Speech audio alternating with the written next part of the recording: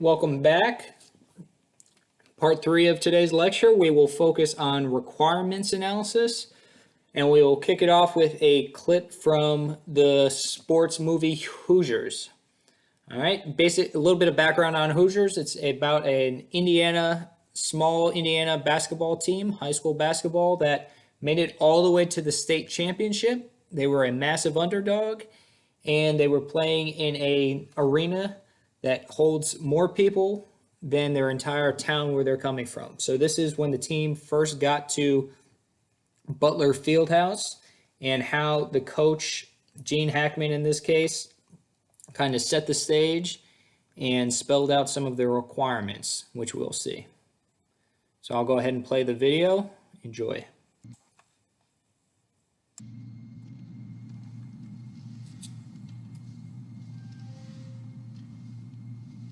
Buddy? Hold this into the backboard.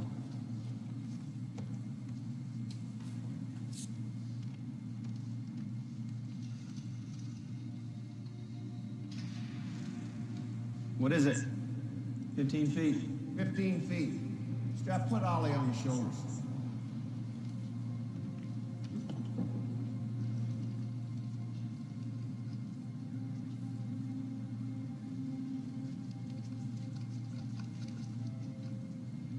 Measure this from the rim. Buddy?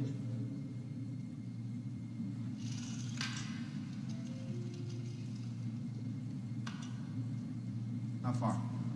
10 feet. 10 feet. I think you'll find it's exact same measurements as our gym back in Hickory. Okay, let's get dressed for practice. All right, so what we could see there was the point the coach was trying to make was that although the arena itself was far different environment, the court did not change. It held all the same dimensions. However, if we were going to write a requirement statement, you can see how I wrote a statement here. The Hickory Huskers, that's who we care about, that's our system, shall play basketball better than their opponent, the South Bend Central Bears, in the Butler University Fieldhouse. Butler University Fieldhouse is that arena they were just in. All right, and we'll break this down in a second, but essentially what we could see is our parts, again, just like our IOCT example at the intro to today. We have our system of interest, the Hickory Huskers, the function they are performing, playing basketball, how well we want them to play better than their opponent, so to outscore their opponent, basically, the South Bend Central Bears, and then under what conditions. The conditions, that's the one slight change, right? So no longer are they playing in their small gymnasium. They're now playing in the massive Butler University Fieldhouse. So the requirement has changed slightly, right? You're now going to have crowd noise. You're going to have all kinds of other distractions and things that are influencing the team. But the coach is trying to keep them focused just on the game. So that would be a requirement statement if we're looking at another sports example of Hoosiers. All right, so when we're talking about requirements analysis, what we're focused on is, what we're focused on is building a set of key characteristics that are tied to the system performance or potentially constraints that the system cannot exhibit. All right, and when we talk about this, we'll also do it in a decompositional or building a requirements hierarchy way similar to our functional analysis component. You can see from our textbook the definition of requirements analysis is determining system-specific characteristics based on customer needs, requirements, and objectives, the missions and projected utilization environments for people, products, and processes. We're basically worried about measures of effectiveness as well. All right, so before we get too far ahead of ourselves, we need to make sure we're all on the same page with what is a requirement. Well, we could say it's a statement that identifies the characteristic or constraint that is necessary for stakeholders to accept our system. And they are critical because it says what the system must be able to do to meet stakeholder needs. And we said earlier in the lesson, stakeholder needs is where all of this comes from, right? Our stakeholder needs, wants, and desires. All right, and we have 8 characteristics that a requirements statement should have. All right, so you can see the 8 there. They should be necessary. They shouldn't be extraneous. They should be independent, implementation independent. So again, tying back to our functions, we're talking about the what, not the how. So we shouldn't be thinking in terms of solutions. We should be thinking in terms of functions and what are we trying to achieve. Unambiguous, should not be open to interpretation. All right, if I read it and you read the same requirement statement, we should have the same exact understanding of what our system needs to accomplish. It should be complete. There shouldn't be missing details. Sometimes it will be a partial statement or it won't have a important component to it. That's not good. We want a complete statement. And it should be singular, right? So if we're talking about a car, I like the car example, it should only, we could have a requirement statement tied to gas mileage, and we could have a requirement statement tied to, vehicle weight. All right, but we should not combine a weight with a miles per gallon in the same requirement statement. Should be achievable, so it should be reasonable or feasible with the current technologies. It should be verifiable, which means there is a way to measure it, right? It should not be subjective to a point where we can't measure if one alternative is better than another.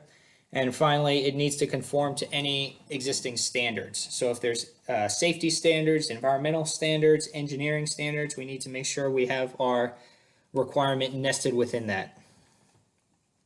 And then the final piece of a good requirement statement is that it should use shall. All right, so you've seen in the Hickory Huskers example and in the IOCT example, we use that word shall. So there's standard practice in the systems engineering world is that the word shall is used in all requirement statements. We don't want to use will, must, should, etc. Some other examples on there. We just want to use the word shall, and that'll instantly click, hey, now we're talking requirements. So make sure we do that. So I've talked a little bit here. These are some best practices, but what does a requirement statement actually look like? Well, this is the form we're going to use, and this is another one of those key slides you want to hone in on. So our requirement statement should start out with the agent shall do what, how well, under what conditions. All right, so we need those. I have them colored.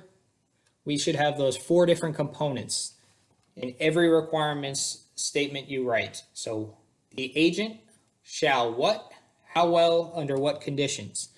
And typically you'll see it written as the system shall, or, if you have more specifics, the cadet shall perform the IOCT, or the Hickory Huskers shall play basketball. That is acceptable, but as a default, you could always say the system. And then the what is your function, the how well is your performance expectation, and then what conditions is talking about environment. All right, so again, here your agent, we define it as the product or service entity, which has the required characteristics and performs the functions. What is a function that the system is going to achieve? So that should be in verb object since it's a function. How well? It's a measurable characteristic of performance. So it could be, complete the IOCT within the time standard, or you could get more specific and say complete the IOCT within, 2 minutes, 30 seconds, to achieve your tab, what have you. And then finally, under what conditions? You want to think about the environment where you are accomplishing this, and then any triggers or changes to the environment that might occur. All right, and we'll go into an example here. So when we're talking about requirement statements, an important thing to note is that you can nest requirement statements very much like your functional hierarchy. We could build a requirements hierarchy or requirements decomposition. We can decompose an an overall requirement statement into more easy to accomplish or more manageable ones for ourselves. All right, so let's say the West Point community, the cadets, the families, Army hockey fans, they all want concessions to be delivered to their seat, right? Something you can order potentially on a cell phone. Excuse me. So our overall requirement statement could be that the system shall deliver food to customers within 15 minutes of placing an order at the Army hockey games in Tate Rink. All right, so you can see we have the system shall what? It should deliver food, and then they're going to deliver food. How well it's going to deliver food to the customer within 15 minutes, and then what conditions? We're talking about Army hockey games and Tate Rink. However, we can break that down into additional requirement statements. And you can see I decompose it here into 4. So left to right, we could say the system shall accept and process at least 100 orders per period during a sold-out hockey game. So that one's talking about kind of a quantity and volume turnover. Next up, we should say the system shall process payment being our function, with a 99% accuracy rating. How well? 99%. And then environment is over the course of a season. So we're taking that average accuracy rating over the entire season of the hockey team. Our third requirement statement is that the system shall deliver food. So deliver food again being in our function with a 95% accuracy over the course of a game. So 95% accuracy for giving you the right food that you paid for, and then throughout the game. So different than our last one, we were talking about payment accuracy. Here we're talking about food delivery accuracy. And then our fourth requirement would be the system shall adhere to West Point branding standards while at Tate Rink. So essentially that, if we have partnerships with Coca-Cola, that we're selling Coca-Cola products while at the hockey games. And if we wanted to, we can go further, right? So when we're talking about payment processing and payment accuracy, we could say something along the lines of the system shall accept only certain credit cards. The system shall be linked directly to credit card payment systems, or the system shall be auditable by the ODIA staff in the case that we need to, check our numbers and make sure everything is above board and the system is working correctly. So those could be some additional requirements, and we could keep going with this example. But the key point here is that you don't just have one requirement statement for a system. In this case, we're talking about a system that delivers food to fans at a hockey game, and you can keep going more and more in depth. All right, so how does this all tie together? Why did we put functions and requirements in the same lesson?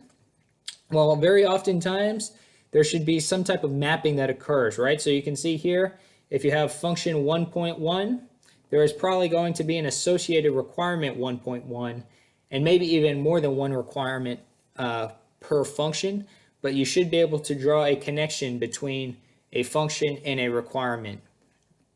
The reason that makes sense, of course, is that a requirement statement has a function embedded in it. So there should be at least one requirement for every function. We'll get some hands-on with this during our synchronous portion, our live session today, and we'll identify good requirement statements, bad requirement statements, and you'll get a chance to write a few yourself. So this is something you'll get a little bit more practice at. All right, for a quick preview of lesson 6. So lesson 6 will be qualitative value modeling. So the main thing we'll be doing here is building a value hierarchy, understanding a value hierarchy, and we'll also look at a few other products, but just to get you thinking about it, and so this is not the first time you see it, is tomorrow. This idea of a value hierarchy is we start with at the top with a fundamental objective, and then we build in our functions that we've been talking about. From there, each function we have some objectives, And our objectives, as we say, is a statement of preference, right? So we either want to minimize, maximize, or sometimes optimize our objectives. And then at the bottom, you can see we have our value measures. And our value measures are measures of performance, or maybe some type of metric, some way we can quantify our statement of preference, our objective. All right, and then for our value measures, you can see we want to have a clear unit tied and associated with them, and then we either say MIB or LIB. More is better, less is better. All right, that helps us keep it straight in our heads when we go forward for additional analysis. All right, so that's what we'll be talking about in tomorrow's lesson for lesson 6. Otherwise, look forward to seeing everyone in class with your instructors today.